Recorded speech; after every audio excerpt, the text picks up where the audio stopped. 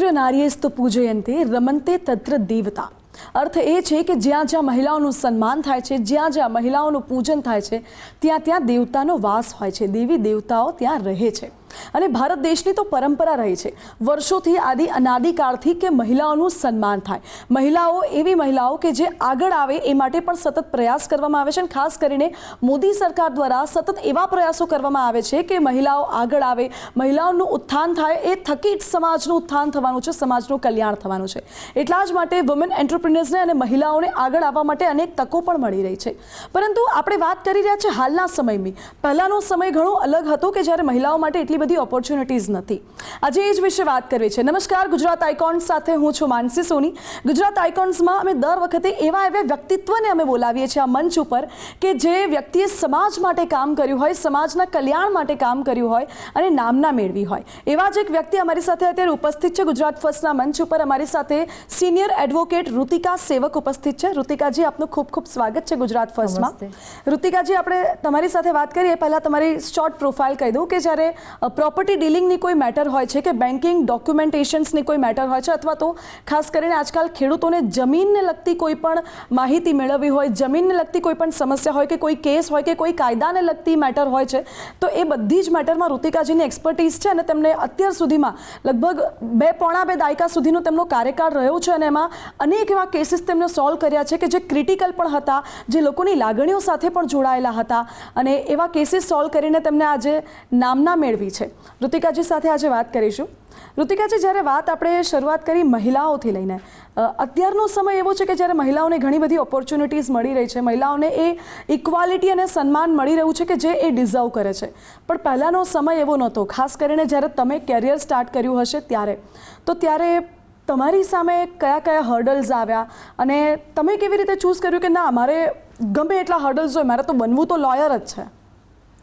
મારે વકીલાતની લાઈનમાં તો બહુ નાનપણથી જ આવું હતું. મેં બહુ પહેલાં ડિસિઝન લઈ લીધેલું કે હું વકીલ બનીશ, કારણ કે મેં મારા ફેમિલીમાં જોયેલા છે વકીલને ગ્રોન થતા. પણ મારા ફાધરની વાત કરું તો એ પણ 40 યર્સથી વકીલાતની ફિલ્ડમાં જોડાયેલા છે. તેમને જોઈને મેં મારો મનથી ટાર્ગેટ બનાવેલો હતો કે હું વકીલાતની ફિલ્ડમાં જઈશ, કારણ કે એમને પોતાને મેં બહુ જ સેવા કરતા જોયા છે. કાયદામાં આવી અને લોકોને જે અફોર્ડ નથી કરી શકતા એ લોકો માટે ફ્રીમાં સર્વિસીસ પણ આપે છે, ફૂલ સેવા આપે છે ફ્રીમાં. તો એમને જોઈને મને પણ એવું હતું કે હું આ ફિલ્ડને જ આગળ વધારીશ. તો હા, પહેલાંના જમાનામાં એવું હતું કે લેડીઝને બહુ જ સ્ટ્રગલ પડતી હતી, પણ એ જ સમયમાં મને બહુ જ હેલ્પ થઈ હતી, કારણ કે મને મારા પિતાએ બહુ જ સારા ગુરુ બનીને મને જ્ઞાન આપ્યું હતું અને મને બહુ સાચા વે પર આગળ વધારી હતી. તો એ સ્ટ્રગલ ભગવાનની દયાથી મેં નથી સહન કરી એવું છે. પણ અત્યારની તમે વાત કરો તો એવું નથી, લેડીઝને સ્ટ્રગલ કરવી પડે એ વસ્તુ છે જ નહીં. અમારી ફિલ્ડમાં પણ એમની માટે બહુ જ ઓપોર્ચ્યુનિટી છે અને બહુ જ ફેસિલિટીઝ પણ છે અને એક અલગ રિસ્પેક્ટ પણ છે એ લોકોની. આજે કોર્ટમાં તમે જશો તો તમે ખુદ જોશો કે મહિલાઓનું પણ એટલું જ વર્ચસ્વ છે. બહુ જ સારી સારી ફિલ્ડમાં, એટલે તમે વાત કરો કે ક્રિમિનલમાં જાઓ કે સિવિલમાં જાઓ કે ફેમિલીમાં જાઓ, ટોપ લોઅર્સના લિસ્ટમાં મહિલાઓ પણ અત્યારે એટલી જ છે. ઇવન તમે જજીસના લિસ્ટ કાઢશો ને તો આઈ થિંક 30-40% ઉપરનો રેશિયો છે જે ફિમેલનો છે. એટલે હવે એ સિનારીઓ બિલકુલ ચેન્જ થઈ ગયેલો છે. એટલે હવે એ સ્ટેટમેન્ટ પણ આપણે ચેન્જ કરી દેવું જોઈએ કે ભારત એક પુરુષ પ્રધાન દેશ છે. હવે એવું બિલકુલ નથી. ફિમેલ માટે પણ એટલી જ ઓપોર્ચ્યુનિટી છે અને એક અલગ રિસ્પેક્ટ પણ છે ફિમેલ માટે. એ જ મહત્વનું છે. ઋતિકાજી, પ્રોપર્ટી ડીલિંગમાં તમારી એક્સપર્ટીઝ છે. ખાસ કરીને પ્રોપર્ટી લેતા પહેલાં કઈ કઈ વાતોનું ધ્યાન રાખવું જોઈએ? કારણ કે આપણને તો એવું લાગે કે આ શો કે આ જગ્યા બહુ જ સરસ લાગે છે, આના વિડીયો સરસ છે, રિવ્યૂઝ સારા છે, બિલ્ડર સારો છે, તો આપણે પ્રોપર્ટી પૈસા આપીને લઈ લઈએ છીએ અને પછી આગળ જતાં ખબર પડે છે કે ઘણા ડોક્યુમેન્ટેશનમાં કોઈ પ્રોબ્લેમ આવતી, તો એ શું ધ્યાન રાખવું જોઈએ? એ તમારો બહુ સારો ટોપિક તમે કાઢ્યો છે, કારણ કે પ્રોપર્ટી તમે આજે વિચારશો કે કોઈ ફ્લેટ લેવો છે કે તમારે કોઈ ટેનામેન્ટ લેવું છે કે શોપ લેવી છે, વોટ એવર પ્રોપર્ટી તમે લેવા માંગો છો તો તમને જેમ બિલ્ડર ગાઈડ કરશે એ પ્રમાણે તમે આગળ વધતા હો છો. પણ પર્સનલી મારું સજેશન છે કે તમે પ્રોપર્ટી લો તો એક સારા વકીલ સાથે તમારે આખી પ્રોપર્ટીની હિસ્ટ્રી ચેક કરાવવી જોઈએ. તમારે ધ્યાનમાં રાખવાના મુદ્દા છે કે પ્રોપર્ટીનો બેઝ ક્યાંથી આવ્યો. આજે કોઈ ફ્લેટ છે કે મકાન છે કે દુકાન છે તો એ જગ્યા પર પહેલેથી નહોતા, ત્યાં ગમે ત્યારે ખેતીની જમીન જ હશે જે પછી બિન ખેતી થઈ હોય એના પછી એના અલગ અલગ પ્લાન પાસ કરવા પડે સરકારી મંજૂરી માટે. એ બધા પ્લાન પાસ થયા હોય એ પછી એને બાંધકામની પરમિશન મળતી હોય છે. એટલે એ બધું લીગલી થયું છે કે નહીં સ્ટેપ બાય સ્ટેપ એ તમામ મુદ્દા ચેક કરવા જોઈએ અને એની માટે તમારે એક્સપર્ટ વકીલની સલાહ લેવી જરૂરી છે. અત્યારના જમાનામાં તમે જોશો કે સારી સારી સ્કીમો છે એનું પણ અત્યારે આવે છે કે ફ્રોડ થઈ ગયું છે. જે બિલ્ડિંગ લીધાના 5-5 વર્ષ પછી પણ એ જમીન ઉપર સરકારી કબજો નીકળતો હોય છે. તો એ જ લીકેજ છે કે બિલ્ડરે તમને કીધું અને તમે દસ્તાવેજ કરાવી દીધો, તમે પર્સનલી એના ટાઇટલ્સ ચેક કરવા જોઈએ.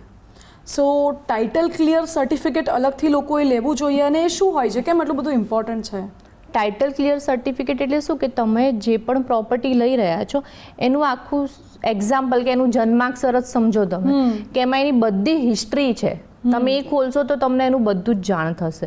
એટલે તમે ટાઇટલ ક્લિયર લેવું એકદમ કમ્પલસરી. અમે અમારા 90% ક્લાયન્ટને સજેસ્ટ કરતા હોઈએ છીએ કે તમે ટાઇટલ સર્ટિફિકેટ લો અને એમાંથી બહુ જ ખરાબ રેશિયો છે કે 30-40% લોકો જ ટાઇટલ સર્ટિફિકેટ લેતા હોય છે. બાકીના ટાઇટલ સર્ટિફિકેટના પૈસા બચાવતા હોય છે, એમને એ લીગલ ફી નથી આપવી હોતી. પણ એકચ્યુઅલ એ બહુ જ ખોટું છે. સમજનારા સમજે, નથી સમજવાવાળા કોઈ નથી સમજતું. એ 15-20 હજારનો ખર્ચો બચાવે. તમે તમારી જે મહેનતની મૂડી છે, આજે કોઈ બી પ્રોપર્ટી લેશો તમારે લાખોમાં જ લેવાની છે, તો તમે કોઈ બચત છે એ તમે કોઈક ઇન્વેસ્ટ કરો છો પણ તમે ત્યાં તમારા 25-30 હજાર રૂપિયાનો ખર્ચો બચાવી લો છો. પણ એવું ના કરવું જોઈએ. ટાઇટલ સર્ટિફિકેટ રિપોર્ટ લેવો જ જોઈએ. આજે બેંકમાં તમે લોન લઈને પ્રોપર્ટી લેતા હશો ને તો તમારે એ સ્ટેપમાંથી નીકળવું કમ્પલસરી છે. તો બેંક ટાઇટલ ક્લિયર વગર લોન નથી આપતી. તો એનું કોઈક લોજિક તો હશે જ. એ બેઝિક આપણે સમજવું જોઈએ કે બેંક અગર લોન નથી આપતી ટાઇટલ સર્ટિફિકેટ ક્લિયર ના હોય તો આપણે પણ એ સ્ટેપને ફોલો કરવું જોઈએ. અગર આપણે કેશમાં ડીલ કરીએ છીએ કે આપણી પાસે મૂડી છે, આપણને લોનની જરૂર નથી, પણ આપણે મેઇન જે કહી શકીએ કે ટાઇટલ રિપોર્ટવાળું મેઇન સ્ટેપ છે આપણે એને અવોઇડ કરી દેતા હોઈએ છીએ. નોર્મલી લોકો કહેતા હોય છે કે જે બી પાર્ટીથી હું લઉં છું તો એ પાર્ટી છે મારી નોન છે, તો નોન છે એ ફ્રોડ ના કરે એવું તો બનવાનું નથી. અને 90% કેસીસ એવા જ હોય છે કે જે નોન હોય છે ને એમણે જ કોકને કોઈ ડખાવાળી પ્રોપર્ટી આપી દીધી હોય છે. એમાં આપણો રોલ બી પછી કશું નથી હોતો. અગર તમે ટાઇટલ રિપોર્ટ નથી કઢાવતા તો વકીલ બીજી કોઈ હેલ્પ નહીં કરી શકે તમને. તમે મારી પાસેથી સપોઝ પાસ્ટમાં કોઈ પ્રોપર્ટી લીધેલી તો મેં એની આગળ કોની પાસેથી લીધેલી, એટલે કે A થી B, B થી C વોટ એવર તમારી પાસે છેલ્લે આવ્યું હોય એનો આખો રેકોર્ડ તમારે ચકાસવો જોઈએ. એ બધા રેકોર્ડ ચકાસતા તમારે એ પણ ચકાસવું છે કે આગળના દસ્તાવેજ છે કાયદાકીય પેરામીટર છે એને ધ્યાનમાં રાખીને થયા છે કે નહીં. એમાં કંઈ પણ વચ્ચે કોઈ પણ લિટિગેશન હોય એને આપણે અવોઇડ ના કરી શકીએ. એટલે અત્યારે પબ્લિકને એવું છે કે આગળનો દસ્તાવેજ છે એટલે એ ચોખ્ખું જ હશે, તો એ વસ્તુ એકદમ ખોટી છે. એ ચોખ્ખું હોય એવું ફિક્સ નથી. તમારે બધા પેરામીટર્સ જોવા જોઈએ. જમીનથી લઈને અત્યાર સુધીની BU પરમિશનથી લઈને બધું જ તમારે ચેક કરવું જોઈએ. એને પરમિશન એને મળી છે એ પ્રોપર છે કે નહીં. કોઓપરેટિવ હાઉસિંગ સોસાયટીઓ, NTC, એસોસિએશન એવા બધા સર્ટિફિકેટ્સ હોય છે, તો એમાં કોઈ જૂની ડ્યુટી ભરવાનું આવે છે કે નહીં, એ બધા પેરામીટર્સ ચેક કર્યા પછી પ્રોપર્ટી આપણે આગળ વધવી જોઈએ લેતા. ઓકે. અને પ્રોપર્ટીમાં જંત્રી વિશે પણ ઘણા બધા સમાચાર આવતા હોય છે. હમણાં CMએ પણ કહ્યું હતું કે જંત્રીને લઈને આપણે રાહત આપીશું. તો બેઝિકલી એ જંત્રી શું છે અને કેવી રીતે જંત્રી કેલ્ક્યુલેટ થતી હોય છે? જંત્રીની વાત કરીએ તો જંત્રી એટલે સરકારે છે ને દરેક એરિયામાં એક મિલકતની કિંમત ફિક્સ કરેલી છે. જે પછી જમીન હોય, ખેતીની જમીન હોય, નોન એગ્રીકલ્ચરલ લેન્ડ હોય, મકાન, દુકાન, શેડ, તમે ખુલ્લો પ્લોટ વોટ એવર તમે લેશો એના દરેકના અલગ અલગ ભાવ સરકારે નક્કી કરેલા છે. રાજ્ય સરકારથી બધું નક્કી થયેલું છે. હવે એ જે ભાવ નક્કી કરેલા છે એમાં પણ પાછું કેવું છે કે એરિયા વાઇઝ ભાવ હોય. સપોઝ તમે મણિનગરનું જોશો તો અલગ ભાવ રહેશે, તમે પાલડીમાં જશો તો અલગ ભાવ રહેશે, થલતેજમાં જશો તો અલગ ભાવ રહેશે. એટલે બધા પેરામીટર સરકારે ચકાસીને ત્યાંની લેન્ડ વેલ્યુ ચકાસીને દરેકના ભાવ નક્કી કર્યા છે. એ જે ભાવ છે એને આપણે જંત્રી તરીકે ગણીએ છીએ. અને એ જે જંત્રી છે એ સરકારી વેલ્યુ છે, એનાથી ઓછો તમે ખરીદ વેચાણ ના કરી શકો. ઓકે. એનાથી વધારે તમે કરી શકો પણ એનાથી નીચે નથી જવાનું. એ જંત્રી સરકારે ફિક્સ કરેલી છે. આ રહી રેગ્યુલર જંત્રીની વાત. હવે તમારો એક સપોર્ટિંગ ક્વેશ્ચન હતો કે તમે હમણાં વાંચ્યું છે કે જૂની જંત્રી શું છે અને સરકારી જંત્રીમાં 80% ઘટાડો થયો છે. તો એ આખો ક્વેશ્ચન અલગ છે. એની માટે આપણે ચર્ચા કરવી પડશે કે ઘણી બધી સોસાયટીઓ છે જે જૂની સોસાયટીઓ છે, કોઓપરેટિવ હાઉસિંગ સોસાયટી એટલે કે રજિસ્ટર્ડ સોસાયટી છે. એ વખતે શું નિયમ હતો કે બિલ્ડર છે ને જમીન લઈ લે જે મૂળ માલિકો પાસેથી બિલ્ડરે જમીન ખરીદી લીધી, પછી બિલ્ડર એના જરૂરી પ્લાન પાસ કરાવીને રજિસ્ટ્રેશન કરાવી અને પ્રોપર્ટીનું વેચાણ કરતા હોય છે. એ વખતે બિલ્ડર વેચાણ કરે ત્યારે રજિસ્ટ્રેશન સર્ટિફિકેટ આપતા હતા, ખાલી શેર સર્ટિફિકેટ તમે સાંભળ્યું હશે, share certificate, allotment letter, possession letter, આવા બધા માલિકીના પુરાવા હતા. જે તે સમયે લીગલ હતું અને અત્યારે પણ એ લીગલ જ છે, પરંતુ અત્યારે એક નવા કાયદા મુજબ તમારે 82 એટલે કે 1982 એપ્રિલથી અત્યાર સુધીમાં જે પણ પરચેસ થયું હોય એનું શેર સર્ટિફિકેટ, અલોટમેન્ટ હોય કે પોઝેશન લેટર હોય, તો એ બધા દસ્તાવેજ માટે તમારે એક જૂની જંત્રી ભરવી પડે. જૂની જંત્રી એટલે કે જે તે સમયે તમે પરચેસ કર્યું તો એ જંત્રી તમે દસ્તાવેજ નહોતો થયો એટલે જંત્રી તમે સરકારમાં ભરી નથી, તો એ જે જંત્રીની ચોરી થયેલી છે, ઇનડાયરેક્ટલી કહી શકીએ કે ચોરી થઈ છે, તો એ તમારે અત્યારે વસૂલે છે સરકાર, કે એ તમે ભરશો તો તમારી પ્રોપર્ટી ચોખ્ખી ગણાશે, એટલે કે તમે એને અત્યારે તમારાથી આગળ વેચી શકશો, ઓરેલ્સ એની ઉપર લોન લઈ શકશો. અત્યારે તમે એવી કોઈ પણ પ્રોપર્ટી ઉપર લોન નહીં લઈ શકો. બની શકે કે એ જે જંત્રી તમે કહો છો જંત્રીની ચોરી થયેલી છે અને એ આગળનો જે પ્રોપર્ટી ઓનર હશે એમને કદાચ જંત્રી ના ભરી હોય, A to B, B to C કદાચ પહેલાંથી જંત્રી ના ભરાઈ હોય, હાલના જે ઓનર છે એમને ભરવાની આવે, તો શું આમાં કંઈ કાયદાનું હોય છે કે પછી ગમે તે રીતે એ તો કરવું જ પડે હાલના ઓનરને, કે પછી એમાં પાસ્ટ ઓનર્સનું કંઈ આવે? એ પહેલા જે તે સમયે જે પણ ખરીદ વેચાણ થઈ ગયા છે અગાઉમાં, ત્યારે આ કાયદો જ નહોતો કે જૂની જંત્રી ભરવી પડશે, એટલે એને કન્સિડર કરવામાં નથી આવતું. એ બધું લીગલ જ છે, પરંતુ અત્યારે જે પણ કરંટ એની ઓનરશિપ ધરાવે છે એણે એ ભરવું કમ્પલસરી છે. જે પછી આગળના 2-4 ખરીદ વેચાણ હોય તો પણ એને પહેલી ડ્યુટી બાકી હશે તો એ ભરવી પડશે. ઓકે. અને એક ઇન્ટરેસ્ટિંગ ટોપિક એ પણ છે કે અગર આપણે કોઈ પ્રોપર્ટી મહિલાઓના નામ ઉપર લઈએ છીએ તો પછી શું બેનિફિટ મળતા હોય છે? અગર તમે મહિલાઓના નામે પ્રોપર્ટી ખરીદો છો તો કાયદામાં 1% માફી આપેલી છે, એટલે કે કોઈ પણ પ્રોપર્ટી ખરીદો તો તમારે 4.9% સ્ટેમ્પ ભરવો પડે છે અને 1% રજિસ્ટ્રેશન ફી ભરવી પડે છે. તો આજે તમે કોઈ પણ મહિલાના નામે પ્રોપર્ટી લેશો તો તમને 1% રજિસ્ટ્રેશન ફીમાં માફી આપેલી છે સરકારે. જી, 1%નો તમને ફાયદો થાય.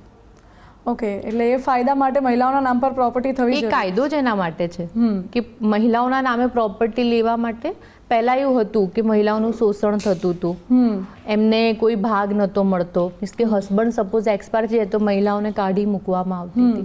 આ કાયદો એના માટે જ હતું કે 1% પબ્લિક બચાવે પણ ખરી અને મહિલાઓની સિક્યોરિટી સેફટી પણ થાય, એટલે એમના નામે 1% માફી માટે આપ્યું હતું. ઓકે. અને ભાગની જ તમે વાત કરી, તો શું કાયદામાં એવું જે પહેલાંના સમયમાં હતું કે નહીં, પિતાની પ્રોપર્ટી હોય તો એમાં દીકરી અને દીકરાનો એક સમાન હક હોય છે કે પછી એ આજના સમયમાં કાયદામાં કમ્પલસરી થઈ ગયું છે? હા, અત્યારે કોઈ પણ પ્રોપર્ટી હોય જે ફાધરના નામની હોય, એટલે કે મેરેજ થઈ ગયા હોય તો પિયર પક્ષની પ્રોપર્ટી તમે ગણો, તો એમાં દીકરીને પૂરેપૂરો સરખે સરખો દીકરા જેટલો જ ભાગ મળે. 2005 પછીનો એ કાયદો છે જેમાં મહિલાઓને ઇક્વલ ભાગ આપવામાં આવેલો છે. કોઈ પણ પ્રોપર્ટીમાં સરખા ભાગે મહિલાઓ પણ છે, દીકરીને પણ પોતે સરખો ભાગ આપવો પડે. અને ઋતિકાજી, આપણે હમણાં થોડા સમય પહેલાં વારસાઈની પણ વાત કરી. હવે વારસાઈના કિસ્સામાં અગર વિલ નથી લખતા, અગર વિલ નથી લખેલી કોઈ કારણોસર કે પછી નથી લખતા, વાદ વિવાદ ઊભો ન થાય, તો પછી પ્રોપર્ટીની વહેંચણી કેવી રીતે થતી હોય છે અને એમાં કાયદો શું હેલ્પ કરી શકે? વારસાઈના કિસ્સાની વાત કરો તો અગર કોઈ પર્સન હયાત નથી ત્યારે જ એની વારસાઈની વાત આવે છે, તો એના જેટલા પણ લીગલ હાયર્સ છે એ બધાને પ્રોપર્ટીમાં ઇક્વલી શેરિંગ મળશે. એટલે કે સપોઝ એક્સ પર્સન હયાત નથી તો એમના વાઈફ અને તમામ દીકરીઓ મેરિડ હોય તો પણ એનો સમાવેશ થાય છે. એ બધાને સરખા ભાગે પ્રોપર્ટી વેચવી પડે. અગર એ સંમત છે સપોઝ દીકરી કે એને એનો ભાગ નથી જોતો તો એને રજિસ્ટ્રેશન હક રિલીઝ કરીને એ ભાઈને ભાગ આપી શકે છે, પણ કાયદા હિસાબે તો એને ભાગ મળશે. ઓકે, એટલે ઇક્વલ ભાગ મળી શકે. ઇક્વલ ભાગ મળી શકે. અને અમુક કેસીસ એવા પણ હોય ઋતિકાજી કે જે કોઈ વ્યક્તિ અગર ઇન્ડિયાની બહાર રહેતા હોય અને એમની જમીન કે પ્રોપર્ટી છે ઇન્ડિયામાં, તો શું એ પ્રોપર્ટી એ લોકો બહારથી રહીને વેચી શકે છે અને શું કેવી રીતે પ્રોસિજર હોય? બિલકુલ વેચી શકે. અને હવે તો અત્યારની સિચ્યુએશનમાં તો એટલું બધું ઇઝી કરી કાઢ્યું છે, બાય લો બહુ જ ઇઝી છે સિચ્યુએશન. એટલે કે સપોઝ કોઈ પર્સન બહાર રહે છે ઇન્ડિયાની બહાર, હવે એને ઇન્ડિયામાં નથી આવવું પણ એને એની પ્રોપર્ટીને વેચાણ કરવી છે તો એ ઇન્ડિયામાં રહ્યા જ થઈ શકે. અહીંયાથી એમને આપણે એક પાવર ઓફ અટર્ની કલમ 33 અંડર એક કાયદો આવે છે, એના હેઠળમાં પાવર ઓફ અટર્ની બનાવીને આપણે એમને મોકલવાની હોય છે અને 100 લોકેશનમાં એ જ્યાં પણ રહેતા હશે ત્યાં સપોઝ આઉટ ઓફ કન્ટ્રીમાં બે ચાલતું હોય છે, એક નોટરાઇઝ તમે કરાવી શકો અને એક જસ્ટિસ ઓફ પીસની સિગ્નેચર કરાવી શકો. આ બેમાંથી કોઈ પણ સાથે ઓથોરાઇઝ કરી અને પાવર ઓફ અટર્ની ઇન્ડિયા મોકલે અને એને જેને પણ વિશ્વાસુને પાવર આપેલો છે એ પ્રોપર્ટીનું વેચાણ કરી શકે. અમુક એના નિયમો છે જેને ફોલો કરવાના રહેતા હોય છે. અચ્છા. અને ઋતિકા છે, તમે ખેડૂતોની જમીનના ફિલ્ડમાં પણ તમે બહુ એક્સપર્ટ છો. ખેડૂતો માટે આ સવાલ છે, ઘણા બધા મેટર્સ એવા આવતા હશે તમારી પાસે કે જ્યાં ખેડૂતોને હેરાનગતિ થાય અથવા તો ખેડૂતોને ભોળવીને તેમની જે જમીન છે નીચા ભાવે લઈ લેતા હોય છે, તો એના માટે ખેડૂતો વિરોધ કરતા હોય છે, પણ કાયદા માટે શું જોગવાઈ છે એ માટે? આમાં તો હું ખેડૂતો માટે ખાસ પહેલાં તો કહીશ કે ખેડૂતોને પણ અત્યારે કેવું છે કે જમીનનો ભાવ વધે છે કે માર્કેટની વેલ્યુએશન શું છે એનાથી અપડેટ રહેવું જોઈએ. એ લોકોમાં ભણતર એટલું બધું પહેલાં હોતું નહોતું, એના લીધે એ લોકો અવેર નથી હોતા આ વસ્તુથી. એટલે એમણે પહેલાં તો અવેરનેસ થોડી એ લોકોમાં પણ આ લાવવી જોઈએ. કોઈ પણ વસ્તુ તમે વેચતા હોય કોઈ બિલ્ડરને, એમની કોઈ પણ જમીન છે એ કોઈ બિલ્ડરને વેચતા હોય ત્યારે એમણે પણ પોતે કોઈ પોતાનો વકીલ રાખીને એની તપાસ કરવી જોઈએ. એની વેલ્યુએશન શું છે, એની અત્યારે બજાર કિંમત શું ચાલી રહી છે, અગર એ વેચવા માંગે છે તો એણે કયા કયા પેરામીટર્સ પર બિલ્ડર સાથે ડીલ કરવામાં ધ્યાન રાખવું જોઈએ, એ બધું એ લોકોએ પણ ચકાસણી હવે કરવી જોઈએ. એ લોકોને અવેરનેસની જરૂર છે. આજે કોઈ આપણને કોઈ વસ્તુનું નોલેજ નથી ત્યારે આપણી સાથે ફ્રોડ થાય છે. તો ખેડૂતોને ખાસ હું રિક્વેસ્ટ કરીશ કે તમારે તમારી પ્રોપર્ટી જે પણ છે, જે પણ જમીન છે તમારી, એની થોડા થોડા ટાઈમે સરકારી રેકોર્ડમાં તપાસ કરાવવી જોઈએ. ઘણી બધી વાર એવું થતું હોય છે કે રેકોર્ડમાં નામ જ ચેન્જ થઈ જતા હોય છે, થોડા ટાઈમ પછી ખબર પડે છે. તમે પોતે અવેર થાવ અને હવે તો બધા રેકોર્ડ કાઢવા બહુ ઇઝી છે, તો એ લોકોએ થોડા અવેર થઈ અને સરકારી રેકોર્ડ્સ તમારે થોડા થોડા ટાઈમે ચેક કરવા જોઈએ, જેથી કરીને આ ફ્રોડ થતા બંધ થઈ જાય. અને જે તમે કહો છો ને કે ખેડૂતો સાથે ફ્રોડ થાય છે, એમાં નોર્મલી એવું હોય છે કે જે બાનાખત થતો હોય છે ને ત્યાંથી જ ફ્રોડ ચાલુ થઈ જાય છે. કે ભાઈ બાનાખત કરી દે, પછી બાનાખતથી વધુ અવેજ આપવાનો હોય ને ત્યારે એ લોકોને મળતો નથી અને જગ્યાનું પોઝેશન પણ લઈ લેતા હોય છે. તો આજે એ બધું તમારે આજે હંમેશા સામેવાળાના લોયર કેમ એમ કોઈ પણ પક્ષકાર હોય એમાં બે હોય, એક ખરીદનાર અને એક વેચનાર. તો આપણે હંમેશા એવું વિચારીએ કે વેચનારે કે ખરીદનારે કે લોયર રાખ્યો છે તો આપણે એ જે કહેશે એ ફોલો કરીશું, પણ એવું ના કરવું જોઈએ. દરેકે પોતાના લોયર પાસે પોતાની એડવાઇસ તો લેવી જ જોઈએ, એટલે એક તરફી ડિસિઝન ના આવે. અને ઘણા કેસીસ એવા પણ હશે કે જેમાં કોઈ વ્યક્તિ સમજો અગર ખેડૂત નથી, નોર્મલ માણસ છે, પણ એને ખેતી જમીન ખરીદવી છે, તો શું એની માટે ખેડૂત બનવું જરૂરી છે કે એની માટે કોઈ જોગવાઈ છે? ગુજરાતમાં એવું છે પર્ટિક્યુલર કે અગર તમે મૂળના ખેડૂત નથી તો તમે ખેતીની જમીન ના લઈ શકો. ઓકે. અને મૂળના ખેડૂત એટલે તમારી પાસે 1951થી પહેલાનું વેચાણથી ખેડૂતાઈ આવી હોવી જોઈએ. અધરવાઇઝ તમારે 1951 પછી વારસાઈથી ખેડૂત હક આવેલો હોવો જોઈએ. અગર તમે એમાં નથી, એ ક્રાઇટેરિયામાં ફિટ નથી થતા તો તમે ગુજરાતમાં ખેતીની જમીન ના લઈ શકો. એની માટેનો એક સ્પેશિયલ લો છે આપણો, એટલે ખેડૂત તમે બહુ જૂના જ હોવા જોઈએ. 51 પહેલાની ખરીદી, 51 પછીની વારસાઈ, એ બે જ નિયમ છે. અચ્છા, એટલે એ તો પોસિબલ જ નથી. ઋતિકા છે, તમે તમારી લાઈફમાં તો પ્રોપર્ટી રિલેટેડ અઢળક કેસીસ કર્યા હશે. તમારી લાઈફમાં કોઈ એવો કેસ કે જે તમને આમ યાદ રહી ગયો હોય કે બહુ જ ટફ હતો કે પછી બહુ હાર્ટ ટચિંગ કેસ હતો, એવો કોઈ કેસ? હું મારી જ વાત કરું ને કે આપણે આટલું બધું ચકાસતા હોઈએ છીએ, પરંતુ મારા જે એકદમ નજદીકના જે છે મિત્ર કહી શકીએ આપણે, એમનું પોતાનું, મારો કેસ નથી આ, પણ મેં એનો કેસ સાંભળેલો છે જે હું ડિસ્કસ કરીશ તમારી સાથે. એમણે કોઈક જમીન ખરીદી અને એમણે પોતે સામેવાળા સાથે ફ્રોડ કર્યું. અને કેવી રીતનું ફ્રોડ કે આજે તમે કોઈ જમીન ખરીદો છો તો જમીનના ટાઇટલ્સ ને બધું ચેક થઈ ગયું, બધું જ ઓકે, ખરીદનાર ઓકે, વેચનાર ઓકે, તમે SR ઓફિસ જઈને દસ્તાવેજ પણ રજૂ કરી દો તો દસ્તાવેજ પણ થઈ ગયો. આ બધું થયાના 45 દિવસ પછી જાણ થઈ કે જે વેચનાર આવ્યા હતા ને દસ્તાવેજ ઓફિસે એ પાર્ટી જ ફ્રોડ હતી. એટલે એ જે ભાઈ છે એ તો કદાચ 20 વર્ષથી ઇન્ડિયા જ નથી આવ્યા જેની જમીન વેચાઈ ગઈ. ઓકે, એવું થયું હતું. એટલે આમાં મેઇન ડ્રોબેક શું હતું કે સેમ જે ખરીદનારે તો ફ્રોડ જ કરવું હતું, એટલે એણે તો ફ્રોડ કર્યું કે વેચાણ આખી પાર્ટી ઊભી કરીને આ બધો કેસ આખો એમણે બનાવ્યો. પણ આમાં જે તે સમયે મેં તમને કીધું ને કે ટાઇટલ સર્ટિફિકેટ નહોતું લીધું. જે ટાઇટલમાં બે પ્રકારો, એક તમે સર્ચ રિપોર્ટથી ટાઇટલ લઈ શકો જેમાં સરકારી રેકોર્ડ ખાલી ચેક થાય, અને બીજો વે હોય કે તમે સર્ચ રિપોર્ટથી ટાઇટલ લો, એ સિવાય તમે પેપરમાં વાંચ્યું હશે કે જાહેર નોટિસ, એડવોકેટ દ્વારા અપાતી હોય છે. એ જાહેર નોટિસ એટલે કે એમાં એવું લખેલું હોય કે ભાઈ આ જગ્યા આ ભાઈ વેચે છે, આ ભાઈ ખરીદે છે, અને એ જાહેર પબ્લિકને જાણ કરવામાં આવે છે કે આમાં કોઈને કોઈ પણ ક્વેરી હોય તો એમણે આટલા દિવસોની અંદર વકીલને મળી અને એમનો જે પુરાવા છે એ રજૂ કરવાના હોય છે. તમે અગર કહો છો કે આ જમીન વેચાય છે, એમાં મારો હક છે, તો તમે ટાઇટલ ક્લિયર ના આપી શકો, તો મારે બધા પુરાવા ચેક કરીને એનું સર્ટિફિકેશન ચેક કરવાનું હોય છે. તો આ વસ્તુ ધ્યાનમાં રાખવાની હોય છે, જે એમાં ધ્યાનમાં નથી રખાઈ. અને મારી એવી એક સિસ્ટમ છે કે કોઈ પણ એક પ્રોપર્ટીના પેપર, એ સામાન્ય દુકાન કેમ હોય કે ખેતીની જમીન કેમ હોય, દરેકના પેપર અમે 3 વાર રિવાઇઝ કરતા હોઈએ છીએ કે અમારી પણ ભૂલ ના રહેવી જોઈએ. રેવન્યુ રેકોર્ડ પણ અમે 3 વાર ચેક કરતા હોઈએ છીએ કે કોઈક ભૂલના લીધે કોઈ મિસ થઈ ગઈ એન્ટ્રી, તો એનું સફર આપણું ક્લાયન્ટ કરશે. આપણે તો આપણી ફી લઈને છૂટી જઈશું, પણ એમની એક મૂડી રોકાઈ જશે એમાં. એટલે મારે તો આવું કંઈ થયું નથી, પણ એવું બહુ બધી વાર બનતું હોય છે. મેં પણ આવું કેટલા બધા કેસીસ સાંભળેલા છે કે આવું ફ્રોડ થઈ જતું હોય છે. ઋતિકાજી, આપ મહિલા સશક્તિકરણનું ઉદાહરણ પણ પૂરું પાડો છો. ઘણા બધા યંગ એસ્પાયરિંગ લોયર્સ છે, એમને પણ તમે ટ્રેનિંગ પણ આપો છો અને એમની માટે ઇન્સ્પિરેશન પણ છો. હમણાં જ આપણે વાત થઈ તો તમે કીધું હતું કે તમારી ઓફિસમાં જેટલા પણ ઇન્ટર્ન્સ છે બધી જ મહિલા ફિમેલ છે, બધી જ. એ કેમ? કારણ કે પુરુષ ઇન્ટર્ન્સ ઇક્વાલિટીની વાત થાય તો એમને પણ એટલી જ જરૂર છે ટ્રેનિંગની. એ વસ્તુ સાચી છે કે એમને એટલી જ જરૂર છે, પણ એમને ઓપ્શન મળી જાય છે. આજે ફિમેલને એટલા ઓપ્શન નથી મળતા.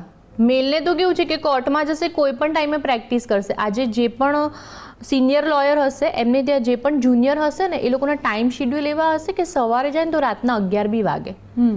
એ લોકોના કોઈ ટાઈમને બાદ નથી હોતો. કોઈ પણ લેટ સુધી તો કોણ કામ કરશે? નોર્મલી મેલ જે સ્ત્રીને, જે આપણી જે મહિલાઓ છે વકીલ, એ લોકોને પણ એમની ઘરની પણ એક જવાબદારી છે, બાળકો છે તો એની પણ એક જવાબદારી છે. તો એની માટે થોડુંક એમને ટાઈમનું ફ્લેક્સિબિલિટી આપણે આપવી જોઈએ, એવું હું પોતે માનું છું. એટલે મારે ત્યાં કોઈ પણ ફિમેલ આવે કે એને ઇન્ટર્ન તરીકે મારે ત્યાં શીખવું છે, તો હું હંમેશા એને વેલકમ કરું છું. અને એ લોકોને લેટ સુધી વર્ક નહીં કરવાનું ને, એવો અમુક મારો મોટો છે કે એમને થોડીક આપણે હેલ્પ કરી દેવાની, તો એમનામાં એ વિલ પાવર આવશે કે ભવિષ્યમાં પોતાની જાતને પ્રેઝન્ટ કરી શકશે. આજે એમનું આપણે શોષણ કરીએ વર્કમાં પણ, એ પણ ના ચાલે. આવું બહુ ઓછી જગ્યાએ જોવા મળતું હોય છે કે મહિલા જ મહિલાને સક્સેસફુલ બનાવવામાં ખૂબ મદદરૂપ. મારે ત્યાં તમે કોઈ પણ ફિમેલ મારા સ્ટાફ છે ને તમે બોલાવીને પૂછશો તો એમને પણ મારા જેટલું જ કદાચ નોલેજ હવે આવી ગયું હશે. જે 2-3 વર્ષ શીખે, તો મારી પર્સનલી ઈચ્છા હોય છે કે એ લોકો 5 વર્ષ પછી એમની ઓફિસ કરે તો એમનામાં એટલો જ પાવર હોવો જોઈએ, કોઈ પણ ફાઇલમાં એ પાછા ના પડવા જોઈએ. ઋતિકાજી, તમારી ફિલ્ડ એવી છે કે એમાં માર્કેટિંગ કે પબ્લિસિટી ક્યારેય નથી આવતું. પહેલાં બી નહોતું આવ્યું અને અત્યારે ભલે ડિજિટલ કે ટેકનોલોજીનો જમાનો હોય, પરંતુ એમાં છતાં પણ ક્યારેય માર્કેટિંગ નથી આવતું. તો મોસ્ટ ઓફ ટાઈમ તમારું જે નામ બને છે કે બહુ જ સિનિયર એડવોકેટ, જાણીતા એડવોકેટ છે ઋતિકાજી, એમની પાસે તમે જાઓ તો એ નામના તમે કેવી રીતે મેળવી? એ તો કેવું છે કે એક્સપિરિયન્સ પર જ આવે. તમે કોકનું સારું કામ કર્યું હશે કે કોઈના હર્ડલ વગેરેની ફાઇલ તમે કમ્પ્લીટ કરી હશે કે ના કેસ પતાયા હશે, તો ઓબ્વિયસ છે કે એ બાજુવાળાને તમારું જ સજેશન આપશે.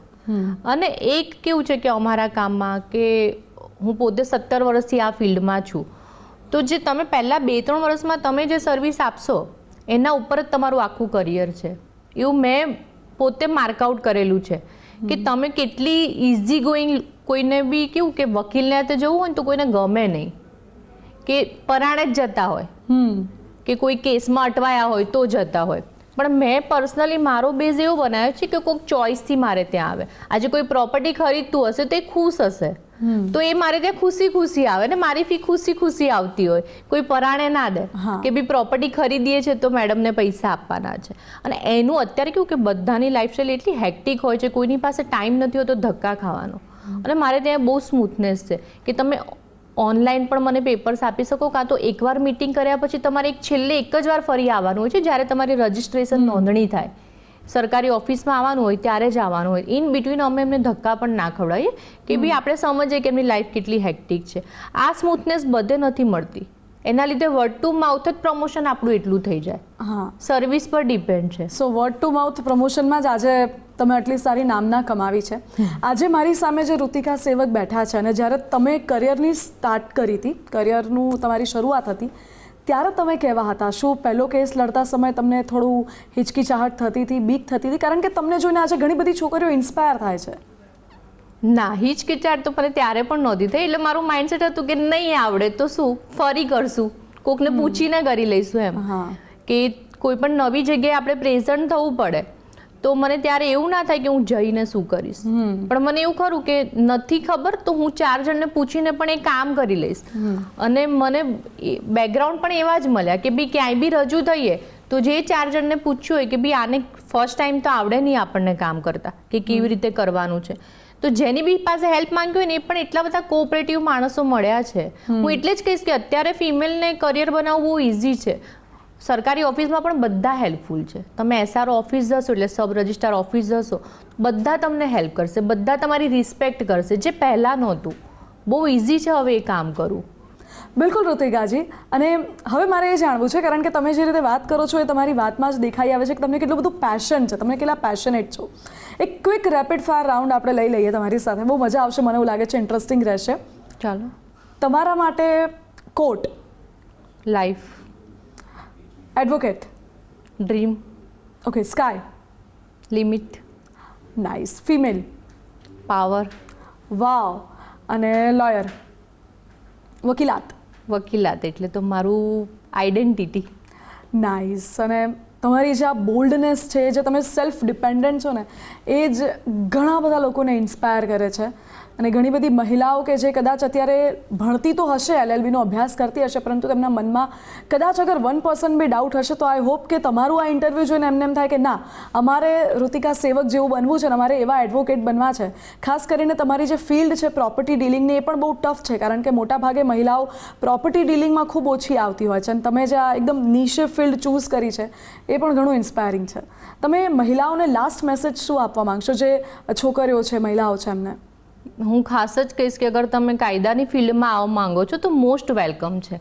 અત્યારે આ સૌથી પાવરફુલ ફિલ્ડ હું કહી શકું કે તમારામાં આવડત છે એટલું તમે તમારી પ્રેસ્ટીજ એક ઊભી કરી શકો છો. અહીંયા કોઈ લિમિટ જ નથી તમારે આગળ વધવા માટે. અગર તમે પાવરફુલ થઈને કામ કરશો તો ખૂબ જ ઓપોર્ચ્યુનિટી છે, બધાને વેલકમ છે લો શીખવા માટે. બિલકુલ. એટલે વકીલાત એક એવી ફિલ્ડ છે જ્યાં સ્કાય ઇઝ ધ લિમિટ. અને ખાસ કરીને આવડત કરતાં વધારે ઇમ્પોર્ટન્ટ છે પેશન. તમે તમારા પેશનને અગર કામ બનાવશો તો આટલા જ આગળ વધશો. ઋતિકાજી, આપનો ખૂબ ખૂબ આભાર અમારી સાથે જોડાવા માટે. એટલે તમામ દર્શક મિત્રોને પણ હું એ કહેવા માંગીશ કે જો તમારે પ્રોપર્ટી રિલેટેડ કોઈ મેટર છે અથવા તો બેન્કિંગ રિલેટેડ કોઈ લીગલ મેટર છે તો તમે મિસ ઋતિકા સેવકનો બિલકુલ સંપર્ક કરો. તમને 100% જે જવાબ જોઈતો હશે, જો સેટિસ્ફેક્શન જોઈતું હશે એ તો મળશે જ. અને લીગલ મેટર્સમાં તો તમને ખબર જ છે કે ઋતિકાજી એક્સપર્ટ છે, તો લીગલ મેટર્સમાં પણ તમને ફૂલ સપોર્ટ મળશે. આ સાથે જ અમારી વિશેષ રજૂઆતમાં આજે બસ આટલું જ. મને રજા આપો. નમસ્કાર.